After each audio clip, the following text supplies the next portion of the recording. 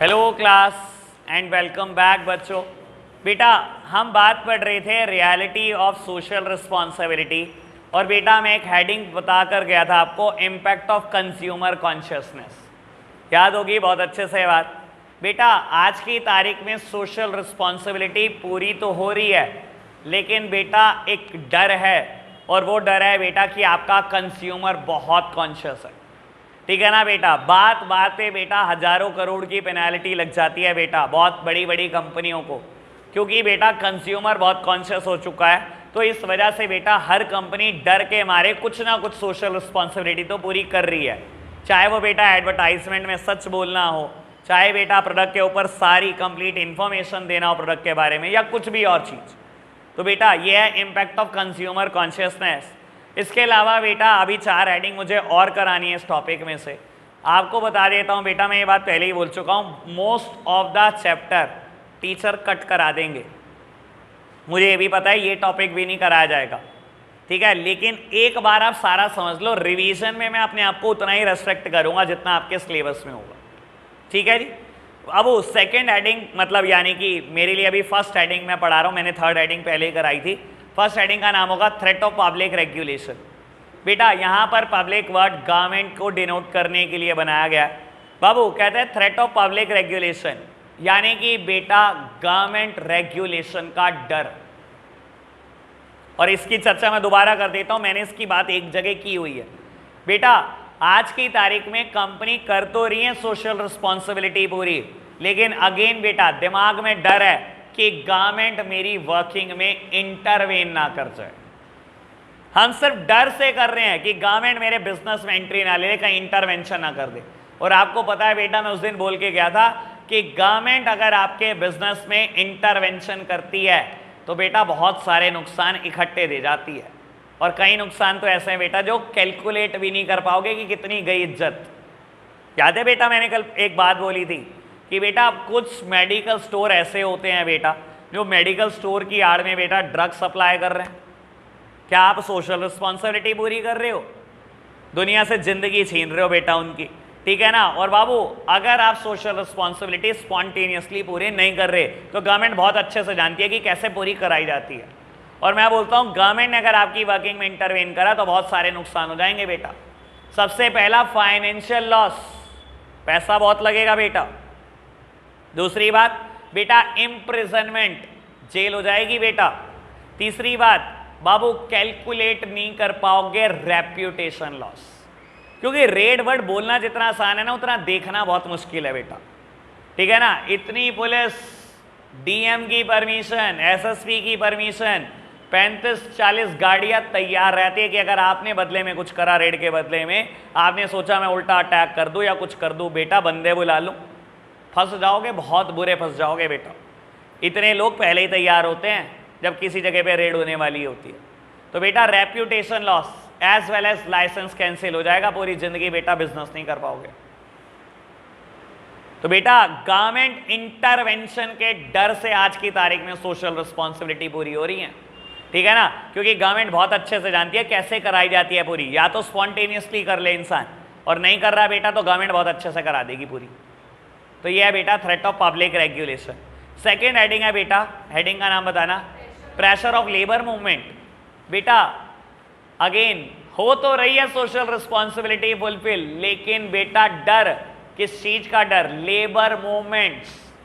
बेटा आज की तारीख में हर ऑर्गेनाइजेशन में लेबर यूनियन दिखाई देती है, और आपने मूवीज देखी होंगी बेटा, ठीक है ना। एक ऑर्गेनाइजेशन है उसमें लेबर यूनियन है, एक लेबर यूनियन का लीडर है। जहाँ बेटा उनकी डिमांड हुई सैलरी बढ़ाओ और एम्प्लॉयर नहीं बढ़ा रहा, सबने बोला, लेबर यूनियन के लीडर ने स्ट्राइक, तो सब पीछे पीछे बैठ गए बेटा। 20-25 हज़ार एम्प्लॉय स्ट्राइक पर, होता है ना बेटा। तो आज की तारीख में अगर एक ऑर्गेनाइजेशन ये सोचती है ना कि मैं वर्कर के टुवर्ड्स अपनी सोशल रिस्पॉन्सिबिलिटी पूरी नहीं भी करूंगी तो चलेगा। बहुत बार ऐसे किस्से सुनने में आते हैं बेटा, एम्प्लॉयर और एम्प्लॉय कमिटमेंट पूरी नहीं कर रहे अपनी। कई बार एम्प्लॉयर प्रॉमिस करता है एम्प्लॉय को कि मैं आपके पे पैकेजेस बढ़ा दूंगा, आप एक काम कर दो, मेरे लिए डबल शिफ्ट काम कर दो। जिस दिन टारगेट पूरा होगा, जिस दिन हमारा सामान बिक गया, जिस दिन हमें इतना प्रॉफिट आ गया, मैं आपके पे पैकेजेस जरूर बढ़ाऊंगा। एम्प्लॉय तो कर देते हैं बेटा, बदले में एम्प्लॉयर कमिटमेंट पूरी नहीं करता। प्रॉमिसेस फुलफिल नहीं करता। बेटा ऐसे केसेस में आज की तारीख में आपको पूरा डर होना चाहिए लेबर मूवमेंट का। बेटा लेबर यूनियन है हर जगह पे, लीडर ने कह दिया ना स्ट्राइक, तो 25-30 हज़ार लोग बेटा आपके खिलाफ बैठ जाएंगे और बेटा धरने पे बैठ जाएंगे। एक अच्छी कंपनी के 25-30 हज़ार एम्प्लॉय स्ट्राइक पर बैठे और 10 दिन तक ना उठे तो 10 दिन में बेटा लॉस कई करोड़ों में होगा, कई करोड़। तो बेटा आज की तारीख में आप सोशल रिस्पॉन्सिबिलिटी टुवर्ड्स वर्कर पूरी तो कर रहे हो, लेकिन बेटा डर क्या है? डर है बेटा लेबर स्ट्राइक पर ना बैठ जाए, लेबर लॉकआउट ना कर दे बेटा। समझ में आई बात? तो बेटा अभी मैंने बात कर ली 3 बातों की। तो बेटा पब्लिक रेगुलेशन, गवर्नमेंट रेगुलेशन का डर है, गवर्नमेंट इंटरवेंशन का डर है, labour movement, labour strike, labour lockout का डर है। बेटा कंज्यूमर कॉन्शियस है, इसकी वजह से डर लगता है आपको। एक बाबू नोट्स में आपकी बुक में 5th नंबर पे हेडिंग होगी, हेडिंग का नाम बताना। डेवलपमेंट ऑफ बिजनेस एजुकेशन नहीं करानी, 4th भी नहीं करानी। 5th क्या है? Social interest and business interest. बेटा relationship between social interest and business interest, मुझे इसकी बात करनी है। और फिर बेटा डेवलपमेंट ऑफ प्रोफेशनल क्लास, ये बेटा 7th नंबर पे हेडिंग होगी, इसकी बात करनी है। तो बेटा सबसे पहले 6th हेडिंग की बात करता हूँ, relationship between social interest and business interest. बेटा पुराने जमाने में ना ये बोला जाता था कि social interest and business interest are contradictory to each other, कि सोशल इंटरेस्ट अलग है और बिजनेस इंटरेस्ट बिल्कुल अलग है।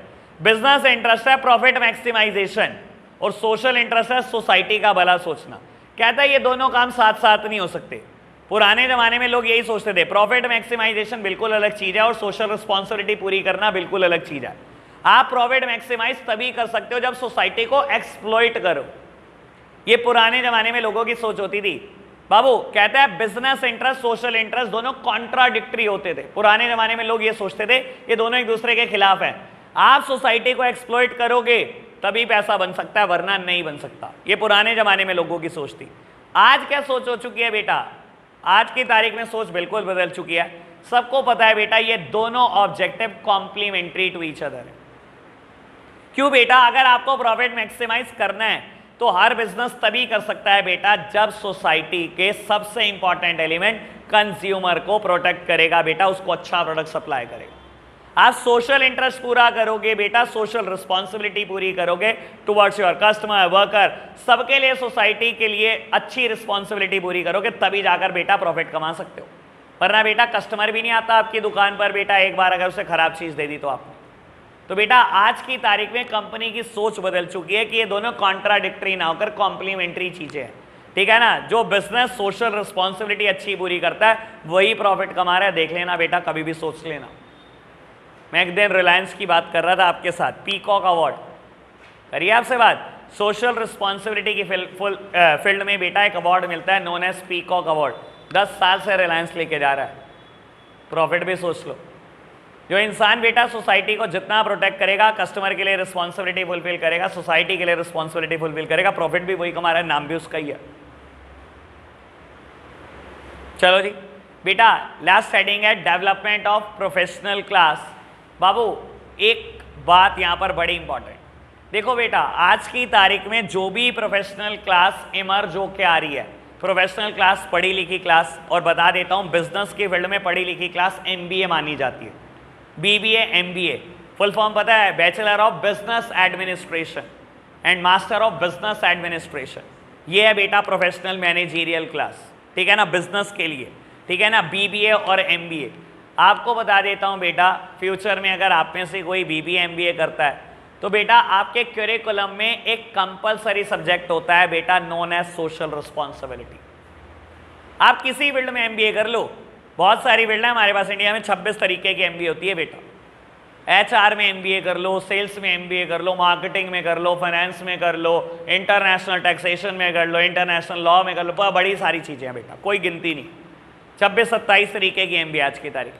लेकिन आप किसी भी फील्ड में कर लेना, आपको एक कंपलसरी सब्जेक्ट पढ़ना पड़ेगा सोशल रिस्पॉन्सिबिलिटी।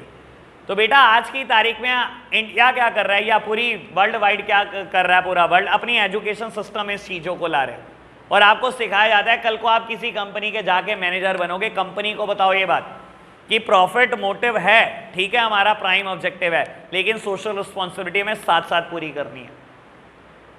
तो बेटा हम अपनी प्रोफेशनल क्लास को डेवलप ही वैसे कर रहे हैं कि वो फ्यूचर में बेटा जिस भी बिजनेस के जाके मैनेजर बने वहां पर बेटा सोसाइटी का भला सोचे। समझ आई बात? टॉपिक ये फिनिश हो गया बेटा, आगे बढ़ना। बाबू एक टॉपिक स्टार्ट हो रहा होगा, types of social responsibility. Start हो रहा है topic types of social responsibility. बड़ा सिंपल सा टॉपिक है बेटा। 4 तरीके की सोशल रिस्पॉन्सिबिलिटी आपको दिखाई दे रही होंगी बेटा। Economic responsibility, legal responsibility, ethical और डिस्क्रिशनरी रिस्पॉन्सिबिलिटी। 4 तरीके की दिखाई दे रही है बेटा। सबसे पहले बात करते हैं इकोनॉमिक रिस्पॉन्सिबिलिटी की। सब मेरी तरफ देख रहे हैं। अच्छा एक बात बताओ, सोशल रिस्पॉन्सिबिलिटी फुलफिल करना कंपलसरी है कि नहीं? वेरी फर्स्ट डे बता चुका हूं, नहीं। अगर आप एक सोल प्रोप्राइटर से फर्म चला रहे हो, एक पार्टनरशिप फर्म या एक एचयूएफ या एक कोऑपरेटिव सोसाइटी चला रहे हो, तो आपके लिए ज़रूरी नहीं है। लेकिन अगर आप एक कंपनी चला रहे हो तो CSR @2% एक क्लॉज है बेटा कंपनीज एक्ट 2013 का। तो वहाँ पर आपको बेटा अपने प्रॉफिट का 2% हिस्सा सोसाइटी के भले के लिए कंपलसरी खर्च करना पड़ता है। ऐसा ही है, याद आई बात बेटा? अब टाइप्स ऑफ सोशल रिस्पॉन्सिबिलिटी मेरे पास 4 तरीके की हैं। सबसे पहले इकोनॉमिक रिस्पॉन्सिबिलिटी। बेटा इकोनॉमिक रिस्पॉन्सिबिलिटी क्या होता है? सब सामने देखना, बड़ी सिंपल बात बेटा। इकोनॉमिक रिस्पॉन्सिबिलिटी कहता है हर बिजनेस को एक क्वालिटी प्रोडक्ट प्रोड्यूस करना चाहिए और रीजनेबल सा प्रॉफिट जोड़कर बेच देना चाहिए। इकोनॉमिक रिस्पॉन्सिबिलिटी मतलब पैसे से रिलेट करती है, पैसे कमाने से। इकोनॉमिक वर्ड ही देख लो क्या है, इकोनॉमिक, ये पैसे से रिलेट करती है मेरी रिस्पॉन्सिबिलिटी। क्या बोलता है बेटा? कहता है एक बिजनेस को क्या करना चाहिए? क्वालिटी प्रोडक्ट प्रोड्यूस करना चाहिए, रीजनेबल सा प्रॉफिट मार्जिन जोड़ना चाहिए और बेटा रीजनेबल दाम पे पब्लिक को बेच देना चाहिए। मैं बोलता हूं बेटा ये रिस्पॉन्सिबिलिटी पूरी करना ऑप्शनल है और दुनिया के 90% बिजनेस पूरी नहीं करते होंगे। सर आप किसी के ऊपर बर्डन डाल सकते हो कि रीजनेबल प्राइस पे बेचना है? एक इंसान का गुड्स है, उसकी सर्विसेज है, वो किसी भी दाम पर बेचे, आप कौन होते हो उसको बताने वाले? ऑडी को कह दो रीजनेबल दाम पर बेच दे, 25 लाख की बेच दे ऑडी, क्यों बेच रहा है भाई? 1 करोड़ की बेच देगा? तो बेटा डिस्क्रिशन है, अपनी मर्जी है बेटा, पूरी करना चाहो कर लो, नहीं करना चाहो ना करो, बस इतनी सिंपल बात। Second one is legal responsibility. Legal responsibility होता है बेटा लॉ ऑफ द लैंड पूरा करना, मानना। और बेटा बता देता हूं इसमें किसी इंसान की कोई डिस्क्रिशन नहीं है, it is a compulsory thing.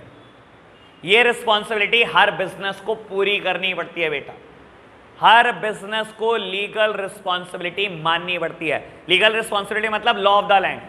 आप जिस भी बेटा देश में रहते हो उस देश के सारे कानूनों का पालन करो, नहीं करोगे क्या होगा बेटा? जेल डाल दिए जाओगे। ये तो कंपलसरी है, पूरा करना ही पड़ेगा बेटा।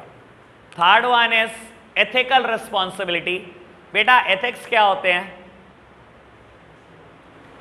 एथिक्स क्या होते हैं? मॉरल वैल्यूज, नैतिकता। और बेटा आपको बता देता हूं, मेरा मानना यह है इंडिया में या किसी भी देश में हर चीज के लिए कानून नहीं बनाया जा सकता, और कानून बना भी दोगे आप हर चीज के लिए तो फॉलो नहीं किया जा सकता, कानून इंप्लीमेंट नहीं कराया जा सकता। जैसे कि चाइल्ड लेबर पे बहुत कानून है और हर देश में है, मैं बोलता हूँ इंडिया में कितना को फॉलो हो जाता है? बहुत सारी दुकानें होती हैं बेटा जिसमें छोटे छोटे बच्चे काम कर रहे होते हैं बेटा। बहुत सारे घर होते हैं बेटा जिसमें आंटियां आती हैं साफ सफाई के लिए, अपने बच्चों से भी साफ सफाई करा के चल देती हैं। आप कानून तो बना देते हो, हर कानून फॉलो हो सकता है क्या? क्या हर चीज के लिए कानून बनाया जा सकता है? नहीं बेटा। बाबू एथिकल रिस्पॉन्सिबिलिटी क्या है? आपके मोरल वैल्यूज पर बेस्ड है बेटा। अगेन हर एक की मोरल वैल्यू अलग है बेटा, कोई कैसा है कोई कैसा है बेटा, ठीक है ना। हर एक का बैकग्राउंड अलग है, फाइनेंशियल फैमिली बैकग्राउंड अलग है बेटा, हर एक की डेवलपमेंट अलग तरीके से हुई है। बाबू एक एथिक्स है, एग्जाम्पल दे देता हूँ बेटा, मुझे बताना कि कितना कोई एथिक्स फॉलो हो रहा है इस एग्जाम्पल में। आप कई बार ऐड देखते हो, ठीक है ना, ऐड के ऊपर जनरली इतने ज्यादा कानून नहीं लगते, टीवी ऐड के ऊपर, ठीक है ना। Showing a female candidate in a male product ad, ये कहां तक एथिकल था? मेल प्रोडक्ट का ऐड है, मेल डिओड्रेंट, मेल टेलकम का, फीमेल दिखाना। हर इंसान के एथिक्स अलग है ना बेटा, चाहे इसके लिए कानून नहीं बना, ठीक है ना, लेकिन आपके एथिक्स ठीक होते तो आप ना दिखाते बेटा, आपने दिखा दिया। डिस्क्रिशन है, कोई कैसा भी दिखा सकता है। कोई बेटा किसी ऐड में रिलीजियस सेंटिमेंट्स को भी हर्ट कर देता है, किसी ऐड में आप बेटा हिंदुओं के खिलाफ, किसी में मुसलमानों के खिलाफ, किसी में बेटा सिखों के खिलाफ, तो भाई ये तो हर एक के अपने सेंटिमेंट है, हर एक के अपनी डेवलपमेंट, हर एक की मोरल वैल्यू है। कुछ बिजनेस पूरी करते हैं बेटा, कुछ बिजनेस नहीं भी पूरी करते इथिक्स बेटा, ठीक है जी। And last one is discretionary responsibility. बेटा अगेन नाम ही है डिस्क्रिशन, डिस्क्रिशन का मतलब होता है ऑप्शनल, ये तो है ही ऑप्शनल रिस्पॉन्सिबिलिटी। जैसे कि बेटा कभी किसी जगह पर बाढ़ आ जाती है तो आपको बोला जाता है प्राइम मिनिस्टर रिलीफ फंड में कंट्रीब्यूट करो, तो कोई कर देता है, कोई नहीं भी करता भाई, डिस्क्रिशन है। बाबू आपको कहा जाता है चैरिटेबल इंस्टीट्यूशन को दान दो, एजुकेशनल इंस्टीट्यूट को दान दो, रिलीजियस जगह पर जाके दान दो, तो कोई देता है कोई नहीं देता बेटा। Again it is a discretionary, discretionary नाम में डिस्क्रिशन है मतलब ऑप्शनल है, पूरी करना चाहो कर लो, नहीं करना चाहो ना करो। बाबू 4 रिस्पॉन्सिबिलिटी मैंने पढ़ाई, 4 में से 3 ऑप्शनल है, देख लो। सिर्फ एक ही पूरी करनी है कंपलसरी है, वो है law of the land, legal responsibility से कोई नहीं भाग सकता, ठीक है। अब देखना कितना इंटरेस्टिंग टॉपिक स्टार्ट होगा। अगला टॉपिक है बेटा पॉल्यूशन, और बताओ आपको क्या क्या दे रखा है, causes of pollution, air pollution, water pollution. भाई मैं तो ये नहीं कराऊंगा, ये तो बाबू हम कराएंगे, ये बीको में पढ़ाएंगे, ये मुश्किल टॉपिक है, ठीक है बाबू, ये नहीं करेंगे हम, ना पेपर में आएगा कभी भूल जाओ, ठीक है ना। बस एक टॉपिक इसमें से करेंगे पॉल्यूशन में से, आगे जाके टॉपिक होगा, हेडिंग का नाम बताना टॉपिक के, नीड फॉर पॉल्यूशन कंट्रोल, ये करेंगे बस हम एक टॉपिक पॉल्यूशन में से, और कुछ नहीं करेंगे, ठीक है। और ये करते ही बेटा छुट्टी कर देंगे। Need for pollution control, pollution control की क्या जरूरत है। ऑल्दो मैं टॉपिक नहीं भी पढ़ाऊं तब भी हर बच्चा लिखाएगा, मुझे पक्का पता है, ठीक है ना। लेकिन बेटा क्योंकि हेडिंग एनसीईआरटी की आपको लिखनी पड़ती है, इस वजह से मैं पढ़ा रहा हूँ। हेडिंग यही लिखनी है बेटा, चाहे आप अपना मैटर लिख देना, लेकिन एक बार मुझसे सुन लो। सबसे पहली हेडिंग होगी बेटा रिडक्शन ऑफ हेल्थ हैजार्ड्स। बेटा पॉल्यूशन कंट्रोल की क्या जरूरत है, सबसे पहली हेडिंग है रिडक्शन ऑफ हेल्थ हैजार्ड्स।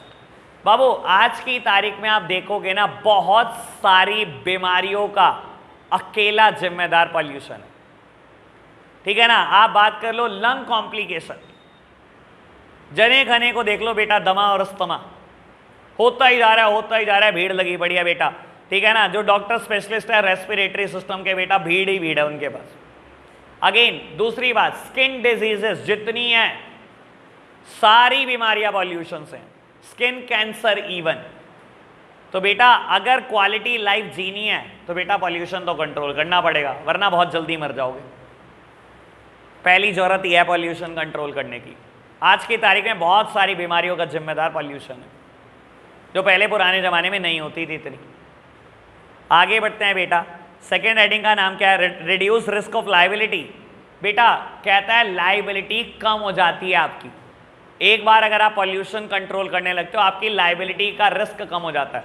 कौन सी लाइबिलिटी, लो समझाने की कोशिश करता हूं बेटा। मान लो आप एक बिजनेस एंटरप्राइज चला रहे हो बहुत बड़े लेवल पर, ठीक है ना, बहुत बड़ी फैक्ट्री है बेटा, 3-4 बहुत बड़ी बड़ी मशीनें बहुत पॉल्यूशन करती है, और बेटा आपने पॉल्यूशन कंट्रोल इक्विपमेंट इंस्टॉल नहीं करे, और बेटा पॉल्यूशन एंटी पॉल्यूशन डिपार्टमेंट आपके फैक्ट्री में रेड करता है, और बेटा देखता है कि पॉल्यूशन कंट्रोल इक्विपमेंट नहीं है, दिन रात फैक्ट्री चला रहे हो, पॉल्यूशन कर ही जा रहे हो, तो क्या होगा बेटा, कहीं ना कहीं पेनलाइज्ड कर दिए जाओगे। आप अपना मोटर व्हीकल चलाते हो बेटा, सबसे महंगा चालान हो जाता है बेटा पॉल्यूशन के ऊपर, कि अगर आपका व्हीकल एंटी पॉल्यूटिंग नहीं है तो बेटा सबसे महंगा चालान होता है पॉल्यूशन का ही। मानते हो कि नहीं मानते हो? तो बेटा क्या होगा, अगर आप कंट्रोल नहीं कर रहे होंगे अपनी फैक्ट्री में पॉल्यूशन, कहीं ना कहीं बेटा आपके ऊपर लाइबिलिटी आ सकती है, बहुत बड़ा चालान कट सकता है आपका। तो कह रहा है अगर आपने पॉल्यूशन कंट्रोल डिवाइस लगा रखे हैं, पॉल्यूशन कंट्रोल कर रहे हो, तो आप इस लाइबिलिटी से बच सकते हो, ठीक है ना, चालान नहीं हो सकता। Third one, cost saving. बेटा कौन सी कॉस्ट बचने लगेगी अगर मैं पॉल्यूशन कंट्रोल करने लगूं? बेटा देखो, अगर आप पॉल्यूशन कंट्रोल इक्विपमेंट इंस्टॉल करते हो तो वेस्ट कम जनरेट होती है, और अगर नहीं करोगे तो क्या होगा बेटा, वेस्ट बहुत जनरेट होगी। आपकी फैक्ट्री में वेस्ट जनरेट हुई, क्या होगा बेटा, दो तरीके के पैसे खर्चते चले जाओगे। एक तो बेटा cost of dispose of the waste, और बेटा cost of cleaning the plant. हर 2-4 दिन के बाद प्लांट रुकवाना पड़ेगा, पहले साफ कराना पड़ेगा, वेस्ट वेस्ट है बेटा, पूरे प्लांट में वेस्ट चिपकी हुई है। दूसरी बात, बेटा हर 4-5 दिन के बाद इतनी वेस्ट इकट्ठी हो जाती है कि एक ट्रक भर के वेस्ट है। बार बार ट्रक बुलवाते हो, वेस्ट लोड करवाते हो, शहर में फेंकना अलाउड नहीं है, गांव में जाती है बेटा, कहीं जंगलों में जाती है, वेस्ट फेंकवाते हो, दबवाते हो, तब वापसी आते हो। Cost of dispose of the waste, cost of cleaning the plant, ये बढ़ती चली जाएगी बेटा अगर आपने पॉल्यूशन कंट्रोल नहीं करा। और अगर पॉल्यूशन कंट्रोल इक्विपमेंट इंस्टॉल करा रखे हैं बेटा तो कहीं ना कहीं कॉस्ट सेव होती रहेगी। ये दोनों कॉस्टिंग करनी होंगी, उससे वेस्ट जनरेट नहीं होती बेटा, या होती है तो बहुत कम होती है। समझ आई बात बेटा? फोर्थ हेडिंग क्या है? Improved public image. देखो बेटा मुझे भी पता है ये चैप्टर थोड़ा सा हौच पौच है, दूर दूर तक बेटा हमें, आपको तो ये लग रहा होगा बिजनेस से कोई लेना देना नहीं है, लेकिन अगेन अगर एमबीए में सोशल रिस्पॉन्सिबिलिटी पढ़ाया जाता है तो एमबीए का बेस तो यही है, आपको पहले से तैयार किया जाता है कि कल को अगर आप उस तरफ जा रहे हो तो अपने बिजनेस को गाइड करना कि सोसाइटी का भला सोचे। थोड़ा चैप्टर हौच पौच है, बिजनेस के आसपास नहीं है। बिजनेस स्टडीज जब हम पढ़ रहे हैं तो अब बाकी हमने चैप्टर पढ़े बहुत इंटरेस्टिंग थे, इसमें मज़ा नहीं आ रहा होगा, लेकिन झेल लो, मैं तो बता दूंगा आपको कि टॉपिक भी कौन कौन सा आएगा, ठीक है ना, तो इसकी टेंशन मत लो, ठीक है बाबू। फोर्थ हेडिंग है इंप्रूव्ड पब्लिक इमेज। अगेन बेटा अगर आप पॉल्यूशन कंट्रोल करते हो तो कहीं ना कहीं पब्लिक इमेज सुधरने लगती है। मैं फिर बोल रहा हूँ वही एग्जांपल जो लिखना है यहाँ पर लिखना है एक्चुअलिटी में, रिलायंस पीकॉक अवार्ड। हर सोशल रिस्पॉन्सिबिलिटी आप पूरी करके चलते हो, जब आपको अवार्ड मिलता है दुनिया के सामने मिलता है बेटा, आप बार बार रिकॉग्नाइज होते हो कि आप सारी सोशल रिस्पॉन्सिबिलिटी पूरी कर रहे हो, पॉल्यूशन कंट्रोल कर रहे हो, हर चीज कर रहे हो बेटा, तो आपको अवार्ड दे रहे हैं बेटा। कहीं ना कहीं बेटा पब्लिक की नज़र में इमेज और सुधरती चली जाएगी। And last one is other benefit. बेटा कुछ और फायदे पॉल्यूशन कंट्रोल करने के, क्लीनर बिल्डिंग, ठीक है ना, क्लियर विजिबिलिटी। आप खुद सोचो बेटा, आगरा का ताजमहल लेटेस्ट में पिछले साल 2 साल 3 साल में किसने विजिट किया है? पूरा पीला, बस फोटो में ही वाइट है बेटा, पूरा पीला। क्यों? और कर लो थोड़ा सा पॉल्यूशन, आगरा में थोड़ा पॉल्यूशन थोड़ी है, फुटवियर की सारी फैक्ट्रियां वहीं पर है बेटा, चमड़ा जलता है। आप सोच लो बेटा, पूरा पीला हो चुका है। तो बेटा ये सब नुकसान हम आगे आने में और देखने वाले हैं।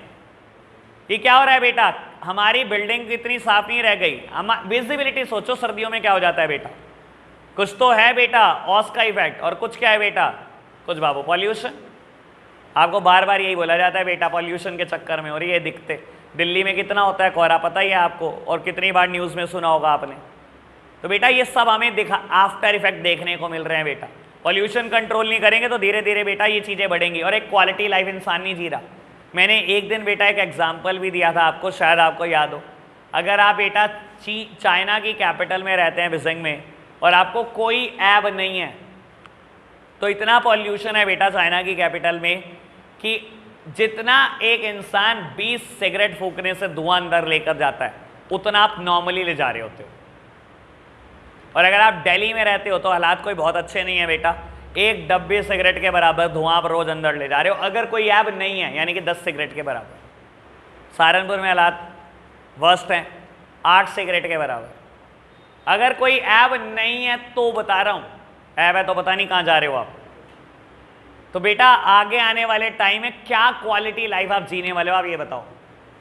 ये है पॉल्यूशन के इफेक्ट बेटा, ये जरूरत है पॉल्यूशन को कंट्रोल करने की। अगर हम एक क्वालिटी लाइफ सच में जीना चाहते हैं तो बेटा इसे तो कंट्रोल करना ही पड़ेगा, वरना हालात और वर्स्ट होंगे बेटा दिन ब दिन, ठीक है ना। आपको सोचो एक इंसान ने एवरेज 90 साल जीना हो और रोज बेटा 1 डब्बी के बराबर सिगरेट का धुआं अंदर ले जा रहा हो, ऑटोमेटिकली उसकी एज 65 साल रह गई, ऑटोमेटिकली,